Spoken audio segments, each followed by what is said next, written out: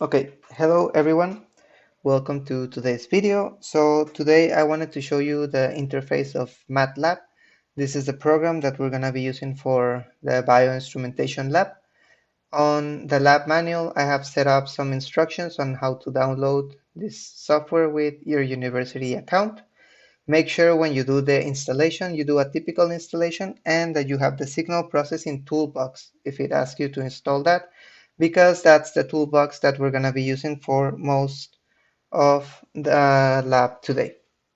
So after doing the installation, when you open Matlab, you get an interface just like this. Here on the top, you have the different tabs of the program. This is similar to Microsoft Office, where each tab has different functions that you can use. I have here set up the default view. So on the left side, you're going to have your current folder. I suggest that you download the lab and all the data sets that are in the lab to a folder and then open this folder in Matlab. You have the direction of the folder here that I just opened, or you can navigate here on the left side to open it. On the bottom, you're going to have the command window. Here is where you can run individual commands for Matlab. And then here on the right, you're going to have your workspace. This is where you can see all the variables that you've created, and you can see some of the values at a glance that they have. You can double click on them. We'll see that later. And then open the full variable to see all the values. And here in the middle, I have the editor. So in this lab, we're going to be using what is called a live editor. For those of you that have used Python before, this is similar to a Jupyter notebook. So here you can have some regular text. I have the live editor options here, so you can have some regular text, like a title here, and then you can add sections of code, which is the grayed out area that you have below. And you can see that there's a blue line here as well, so I have partitioned this in sections. You can add sections break here, and you can run the individual codes of each section separately. That is how I have set up the bioinstrumentation lab, just so that it is a little bit easier to navigate around. Also, other than live editor files, which are the .mlx type of file, you can also run .m files. These are regular scripts, and in this case, you can see I have some code here. There is no text separately, and you have some commented code, so code that doesn't run with the percentage sign here. So if you're a little bit more experienced, you can use this format. If you want to follow what I have set up for the lab, you can use the live editor format. So for this tutorial, I'm going to be showing you the real basics of Matlab. If you are experienced, you can skip this tutorial if you have some experience with Matlab. And for those of us that this is the first time that we see it, I'm going to go through how to create a variable, how to index an array and use some functions, and how to do basic plotting, which is what we're going to be using for the bioinstrumentation lab. So here on the first section, we're going to be creating some variables. Here we're going to start with the variable a. I have set the parentheses to denote the limits of the variable, and we're going to start from the number 1. We have the colon number here to say that it is going to extend until the number 10. Since I didn't tell it by how much to extend, the default is that it's going to go one by one, so 1, 2, 3, 4, 5 until 10. And then the second variable that I have is the variable b. In this case, you can see that I started at 10, and now after the colon, I have selected -1, so the steps are going to be -1. So 10, 9, 8, all the way up down to 1. And at the end, you can see that I also set up a apostrophe. So what this does is it's going to rotate the vector that we have. So the a variable is going to be a row vector. The b variable is going to be a column vector. So these two are numbers, they're integers, so full numbers, no digits here. And we can also store other types of variables like a character array. In this case, the variable c is going to have a character array, so the letter char, char. And to state that it is a character array, we need to use these apostrophes, and you can see that it writes it in purple here, so that it is a little bit easier to see. And you can see here I have A, B, and C without the semicolons in the end. So the semicolon is the instruction to indicate MATLAB that I do not want to see the result that I just stored in these variables in this in these other three lines A, B, and C. Since I do not have that semicolon, it's going to plot. It's going to show me the result on this output area on the right. So I'm going to run this section first. So it computes that, and you can see here the output. First, we have a row vector, which is A, and it goes from 1 to 10. Then we have a column vector, which is B. It is a column because we have that apostrophe here, and that goes from 10 to 1. And we have the character variable char. You can also see them here in the workspace, so A and the values, B and C. If I double click in one of these, what it does is it opens the variable itself, and then it tells you by columns and rows the position of all the values that we have stored. So you can see that unlike other programming languages, MATLAB in this case starts at index 1. So position 1, 1, it's where we store the 1. Position 6, 1 is where we store the 6. Sorry, 1, 6. The rows go before is row, comma, column. Okay, so for indexing, we have these three variables that are going to be stored here. They don't go anywhere. To index, I can use the parentheses. So in this case, in this section, I want to show the fifth element of A. So I write A, parentheses, and 5.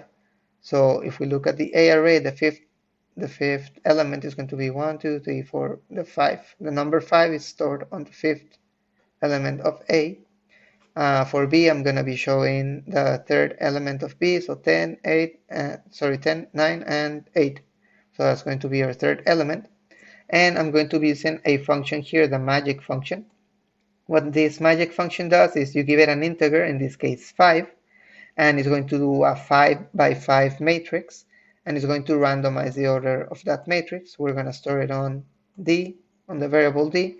We're going to display the entire matrix here, D, and then we're going to access two values from that matrix, the value 3 on the third position and the value on the 10th position. So I'm going to run this section. So first we can go to see the A's, the value of A and B, and here you can see A, we access the fifth position, so 5, and B, we access the third position, so 8. We have it right here. And then we did the variable D and we showed it. So here is the matrix for D. And we were asking for the third and the 10th position. So in MATLAB, the counting of the positions in a two-dimensional matrix, it goes first column, row 1, then row 2, and then it ends on that column and goes to the next column. So in this case, the third position would be the third row of the first column, which is 4. And the 10th position, we have a 5 by 5, so it would be the second column, the last row, it's the 18. Okay? So that it's it for the indexing and creating variables in MATLAB. So here I showed that we can use that magic function to generate this matrix. There are many functions that we can use within MATLAB. To see all the functions that we can use, I recommend using this search here at the top, search documentation. Here we're going to be using the sum function, so we're going to look for that. I write sum and I hit enter. It opens another screen, and you can see here is the function that we want. So sum of arrays. So you can see here the description returns the sum of the elements A along the first array dimension whose size does not equal 1. And whenever you write a function, the syntax is the output equals, and you can have one or multiple outputs, equals the function name, parentheses, and then one or multiple inputs. For example, I'm just going to use this first example, but you can also write other options of that function like the all, dim, vectim. Okay, so here on the variable E, we're going to be using the function sum, and we're going to sum the values of A. And to display the values in this case, instead of just writing E with no semicolon at the end, I'm going to be using the display function. So this function displays a character array. So that's why we have square brackets here to indicate that we're doing an array, and the apostrophe is to indicate that it is a character array. So I write sum of A equals, I leave a space, and then I'm going to append to this character array the value of E. However, E originally it's a number, so I need to use a number to string function to change that value from a number to a character array so that I can use it with the display function. So I'm going to run this section. And here you see the output is just sum of A equals 55, which is the sum of all those numbers that we have stored in A here. So as I mentioned before, we can have functions with multiple outputs. In this case, we're going to be using the function find, which is going to find in an array whatever condition we give it. So we're going to be using the variable d, which is this matrix that we have here. And we use two equal signs to do a comparison. If we do one equal sign, that's an assignment. So here I'm going to look for the in matrix D, whichever number is the 14. And in this case, we have two outputs. So I'm going to be using f row underscore row for the row where this condition is going to be true. And here the comma is for the second output, which is going to be the column of wherever it finds this number, which in this case, the 14, is right here. So it is the second row and the fourth column. And I'm going to be using the display function as well to show this value here. So display, then the number 14 in row, and then I'm going to show that the result that we get, f row, and column. So it should be d equals 14 is in row 2 and column 4. So I'm going to run this section here. And you can see here the output. So d equals 14 in row 2 and column 4 right there. Okay. So for the lab, we're going to be doing some analysis of the data, and we're going to be plotting these results. If we were to visualize the results like we have done just now, it would be really hard to understand because it would be basically a bunch of numbers, and that would be really difficult to visualize. So Matlab has some plotting capabilities built into it. In this case, we're going to be generating a sine wave with an amplitude of 1 and a frequency of 5 Hertz, and we're going to be plotting this in an axis. So here I have the variable amplitude with a value of 1. I have a comment here just to remind myself of the units. The comments are done with the percentage symbol. So everything that is after the percentage symbol won't run, is code that is not going to be running in Matlab. Here I have the frequency, which is 5 Hertz. And here I'm generating a time vector that goes from 0 in steps of 1 over 100 until the number 1. And then for generating the amplitude of the sine wave, I'm going to be using the amplitude times sine. It's a function to generate a sine wave. And this has to take in the frequency values. So we have 2 pi, frequency, and time. This is what I'm going to be passing to the sine function to generate those values. And to plot it, I have this second section here. So first I'm going to generate a new figure. Then I'm going to use the plot function to plot time on the x-axis against that amplitude of sine on the y-axis.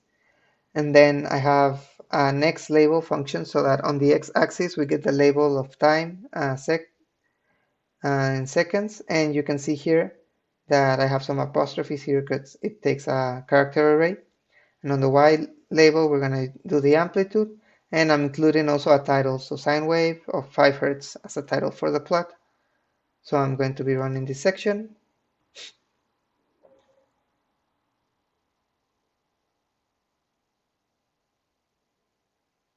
And here you can see the sine wave plotted here. So that's our sine wave there. It's 5 Hertz. You can see the 5 cycles here in just 1 second. And the amplitude of 1, like it was requested. So sometimes we will want to visualize multiple graphs or multiple lines on the same graph. So you can also do that in MATLAB. In this case, we're going to be generating a second sine wave now with an amplitude of 0.7 and a frequency of 2 Hertz, and we're going to be plotting it on a figure with this sine wave that we have previously generated. So I have the same code as above. However, here I'm changing the amplitude. You can see that I also store it in a new variable so that I don't override the previous variable that I had. Another variable for the frequency, now with 2 Hertz, the same time vector that we had before, and the same function to generate that amplitude. Now I'm gonna do a new figure to plot this result, and I'm using the hold on function. What this does is it tells MATLAB to not overwrite whatever is being plotted on this figure. So I'm gonna plot first the first figure, and you can see that I have added some extra inputs to the plot function here. So I added display name and 5 Hertz. This is because we're gonna be adding a legend in the end to our graph. So I want to be able to know that this first plot is the data from the 5 Hertz sine wave. Then I'm gonna plot this new sine wave of 2 Hertz. On the x-axis we have the same label in seconds. On the y-axis we have the label of the amplitude in arbitrary units. And I have changed the title because now it's not just a 5 Hertz, it's a sine waves, 2 sine waves.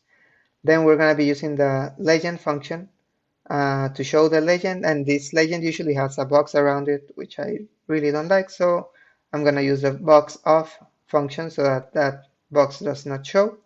And that's all that we're doing to this plot, so I'll do the hold off so that MATLAB knows that that's everything that I want on this plot. And then in the end I have the axis function. What this does is you give it 4 values within the square brackets. These are the values of the limits of the x and the y-axis. So first is x.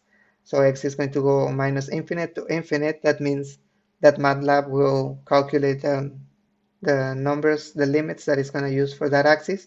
Like in this case, because the time, we're plotting time on x and it just goes from 0 to 1, MATLAB knows that those are the limits that we're going to be using. But in this case, I wanted to go on the y amplitude, on the y-axis, from minus 1.5 to 1.5.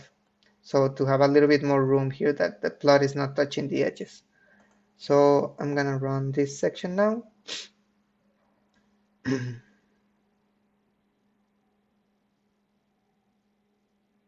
Yes, so we have our figure here, and you can see the 2 sine waves being plotted.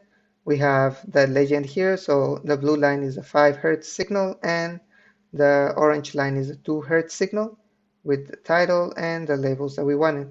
So for the lab, this is basically what we're going to be doing. We're going to be running some functions on the data and then plotting it so that we can visualize it. For the report that you need to write at the end of the lab, that is 1 week after the lab, you can get these figures by clicking once over the figure, and then you get this little export button here.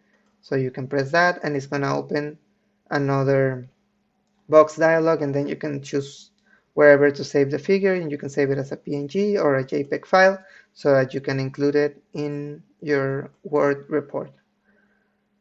So I hope that you get a chance to see this video before the lab. If you have any questions before the lab with regards to how to use MATLAB, you can reach me at my email account, and I'm happy to answer any questions, and I'll see you on the day of the lab. Thank you.